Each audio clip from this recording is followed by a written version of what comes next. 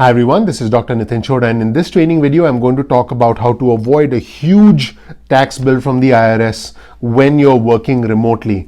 Now there's a reason they say you can't avoid death and taxes, despite the fact that a lot of us are on unemployment, despite the fact that a lot of us have to work remotely and probably will continue working remotely for the foreseeable future.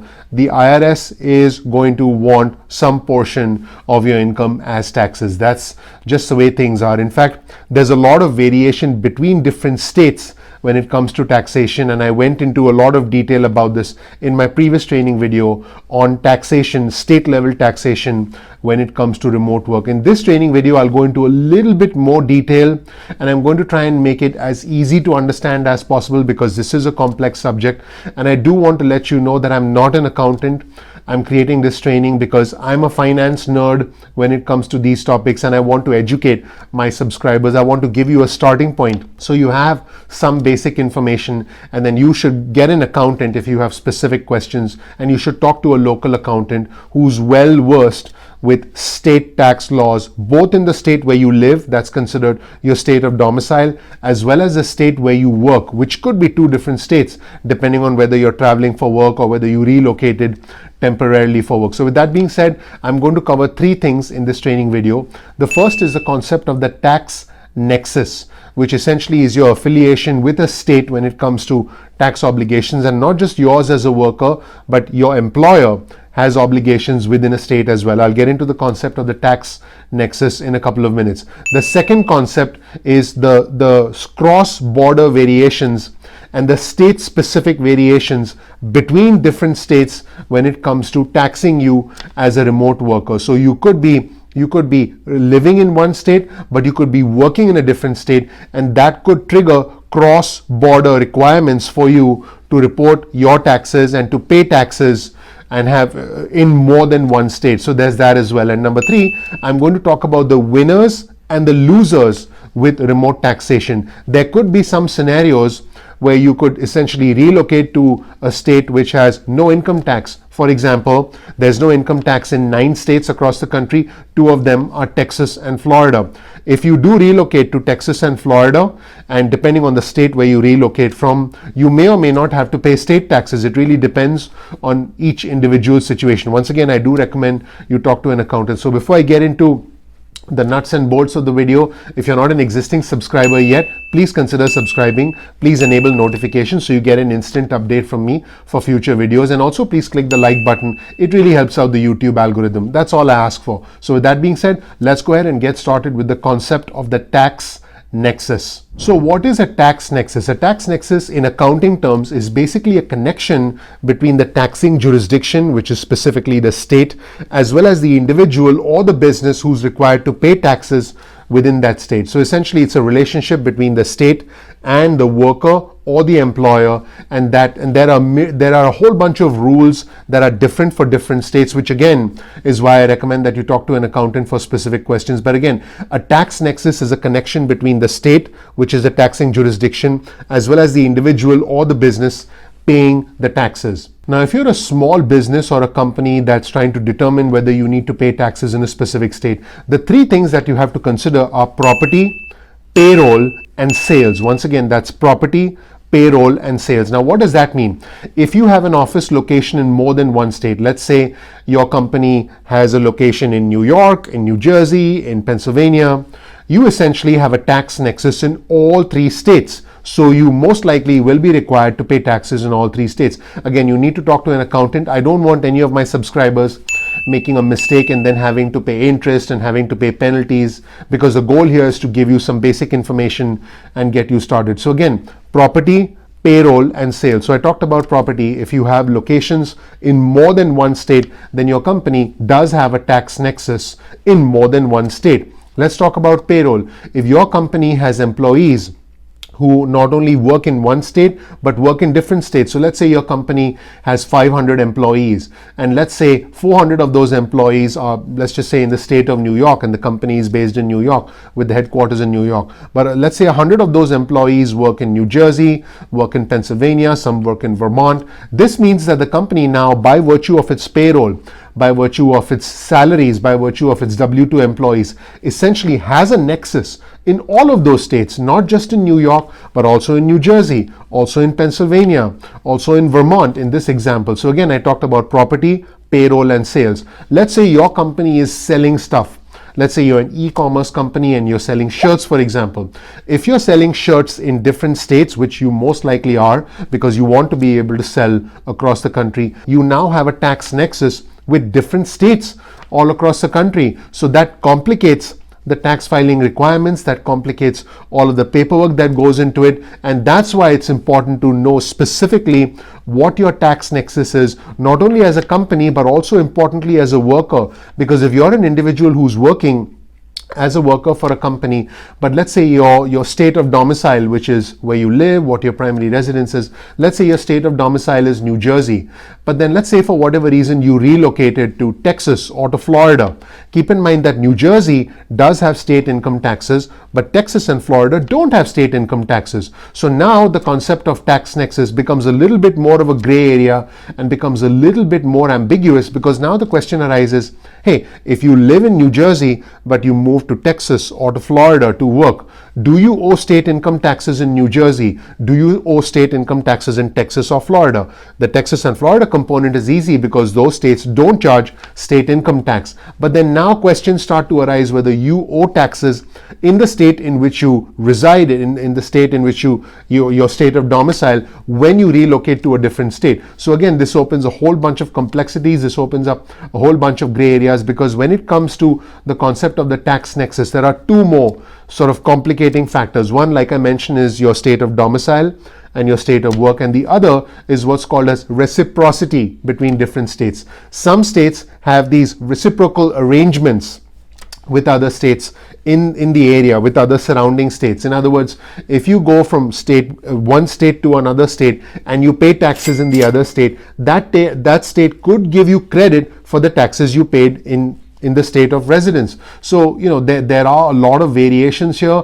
And again, knowing that there are certain reciprocal arrangements between different states is important for you when you're filing your taxes, because you may be required to pay taxes in one state. In some cases, you may be required to pay taxes in both states. There could be situations where you pay a tax in one state, but you get a credit in another state. And there could even be a situation where if you relocate to a state that has no income tax, like Texas, like Florida, like Washington, for example, and then you are not required to pay state income tax in that state, and if your employer issues you a W-2, and essentially on the W-2 your state essentially says that you're now in a tax-free state, like Texas, like Florida, or like Washington, your primary state, in other words your state of domicile, may or may not take that into consideration, or may not accept that, because if they do accept that, that means that they don't get state income taxes. But if they don't accept that, they'll require you to pay state income taxes. So there are a lot of these variations, and ultimately an accountant needs to help you make this determination, and the state is also going to make the determination as to whether they'll tax you as a remote worker or not tax you if you basically relocated during the course of this pandemic. Now, each state, like I mentioned, is functioning differently when it comes to taxing remote workers. Let's talk about California and New York, for example. Both of these states were the hardest hit states from this pandemic. They were badly impacted. In fact, New York was the epicenter of this pandemic, and California had a pretty significant outbreak as well.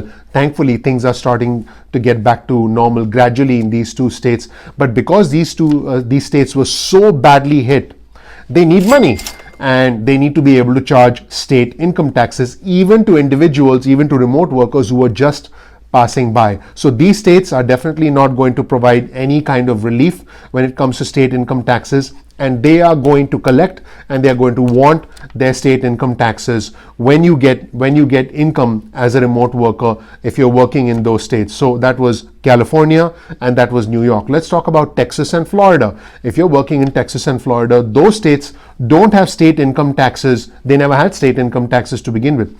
They collect their revenue in other ways. But if you're a remote worker, let's say from New York or California, who's now relocated to Texas and Florida, it's up to New York and it's up to California to decide whether you should be paying state income taxes to your states of domicile, to your states of residence, because ultimately they will be the ones who will know that you relocated to Texas and Florida, and they may or may not accept that you relocated and therefore you don't owe income taxes in your state of residence, because that is a determination that they'll make. There are many different things that they take into consideration: how long you are out of the state, whether your W-2 wages have the address of the new state or the state of work on them. So all of these things come into consideration, and when you talk to an accountant will help you figure out exactly what your state tax obligations are, exactly what your own nexus is when it comes to different states, whether it's specifically if your state of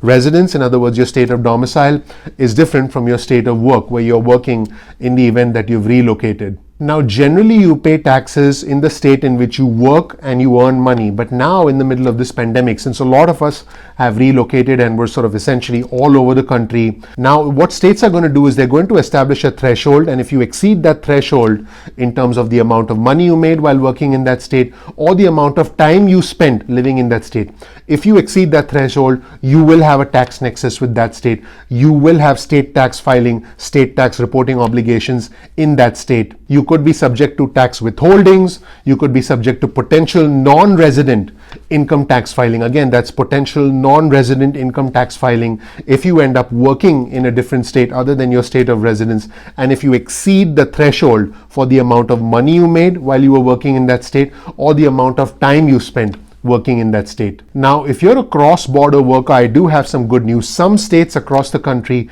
do have these pacts, they have these reciprocal arrangements with other jurisdictions in the area to avoid individuals from paying state taxes twice and to avoid unnecessary non-resident tax returns in states in which they don't live. So these arrangements do exist. For example, New Jersey and Pennsylvania do have this type of an arrangement. So if you're a resident in New Jersey and let's say you relocated to Pennsylvania to work, you'll have to pay state tax in one state and not the other. You definitely won't have to pay state tax in both the states in this scenario because of the element of reciprocity between the two states of New Jersey and Pennsylvania. So now let's talk about state-specific variations and cross-border implications for remote workers. So if you have one state where you live and another state where you work, you are subjected to state-specific variations because every state has its own rules, its own regulations, its own thresholds for whether they'll tax you, how much they'll tax you, whether they'll tax you based on the amount of income you earn, how much time you spend there. And there are also cross-border implications because I did talk about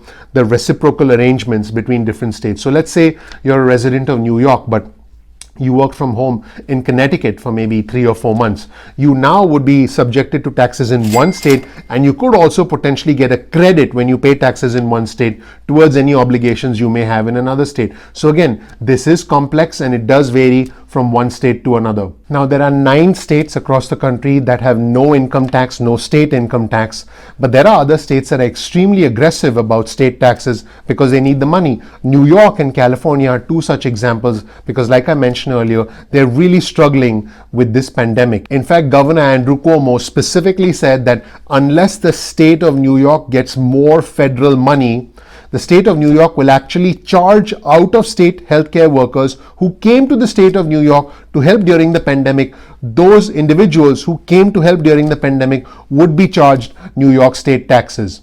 What's even more interesting is that New York charges remote workers who live and work in another state. Even if they live and work in another state, if their job is tied to a New York office, then that remote worker is expected to pay New York state taxes. So it's quite possible you could be working in one state, but you could be doing some telecommuting, some work for a New York-based employer, an employer who has the headquarters in New York. And now you're required to pay taxes not only in your state of residence, but also in the state of New York. Again, you need to talk to an accountant, but this is the New York law, which says that if your job is tied to a New York office, you as a remote worker, even if you don't live in New York, you're required to pay New York state taxes. So again, each state is different. Some states are far more aggressive than others in collecting state taxes. So now let's get into the winners and losers with remote work taxation. Now, as with any system that's complex, that's far-reaching, that has so many different variables, because after all, so many different states are involved, there are going to be some scenarios where some individuals benefit and some individuals suddenly find they're paying taxes in 2 states. There there are certain scenarios where remote workers can actually benefit. There are actually 15 jurisdictions such as Maryland, Virginia, and the District of Columbia. They have agreements with neighbors that allow commuters to file and pay tax in the state in which they live. So you could be a neighbor to some of these 15 jurisdictions, and you could have a state of domicile, which is where you live, and then you could telecommute to these places, you could remote work in these places, these 15 jurisdictions, and you will not have to pay tax in those jurisdictions as long as you pay tax in the state where you live.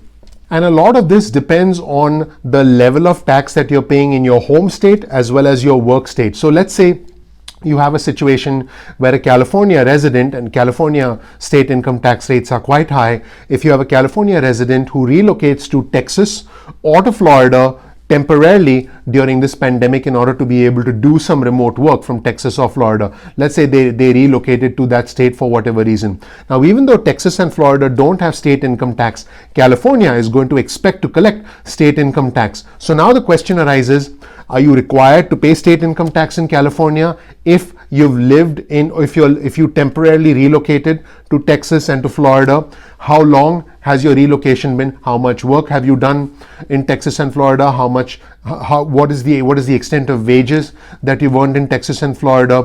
What does your employer report what is the address that is on your W-2, that's on your pay stub when your employer reports all of those details back to the home state, because they are, after all, headquarters in the state of California. So all of these factors come into consideration. On the flip side, you could have a situation where someone living in Texas and Florida, which are no state tax states, what if that individual now relocates to California, which is a high state income tax state? So now in that situation, this individual who previously paid no state income tax is now going to be expected by California to pay state income tax if certain thresholds are met. So as you can see, when it comes to the winners and losers of remote taxation, there are a lot of variables, there are a lot of thresholds that need to be met. How long you relocated, whether you relocated temporarily, or is it more than 6 months, less than 6 months. All of these factors start to come into play. But again, my goal with this training video was to give you an initial idea with remote work taxation. I know a lot of us are under stress, are under tension in this situation, but this is something that all of us need to consider, especially if we are remote workers working in a different state and residing or having a domicile in our home state. If the two states are different, these are things that will give you a lot to think about. These will give you a starting point, and then when you do file your state income taxes, you can talk to an accountant. My goal was to provide a solid foundation to all my subscribers, and also make sure that you don't incur any penalties, you don't incur any interest payments, and you don't make a mistake, or you don't attest to something that was not true. I want to make sure you know all the facts, and that way you're in control of your financial future, which is exactly what this channel is about. I appreciate you all. Thank you so much for watching this rather intense topic, because it wasn't easy for me to put this video together, because there's just so much research that goes into this, so many articles, so much data that I had to convey. Hopefully you learned something new out of this. If you did, all you have to do is click the like button. I would really appreciate that. Hours and hours of effort goes into these training videos. So if you can click the like button, that would mean a lot to me. I would really appreciate that. If you're not an existing subscriber yet, please click the subscribe button and please enable notifications. This way you'll get an instant update whenever I release important future training videos that affect your financial health, that affect your work, and that affect how much money ultimately ends up with you, and how much money goes to the IRS, goes back to the states by way of federal income taxes, by way of state taxes. My goal is for you to know all the facts, is for you to essentially be compliant, so you do everything that's right, but you should also know the implications of what happens when you are a remote worker, all the cross-border implications, all the state-specific variations that tend to complicate this scenario. Under normal circumstances, athletes and entertainers, they're subjected to this stuff because they travel a whole lot. But now, in the middle of this situation that we find ourselves in, I personally know many of my friends for whom this will be relevant. I know millions of individuals out there, and certainly all my subscribers. And by the way, I appreciate my subscribers. The community is growing very rapidly. Hopefully this was useful information. Thank you so much once again. Please click the like button, please click subscribe, and please enable notifications so I can give you more instant updates about things that can help you in the future. Thank you so much. I'll talk to you soon. Bye.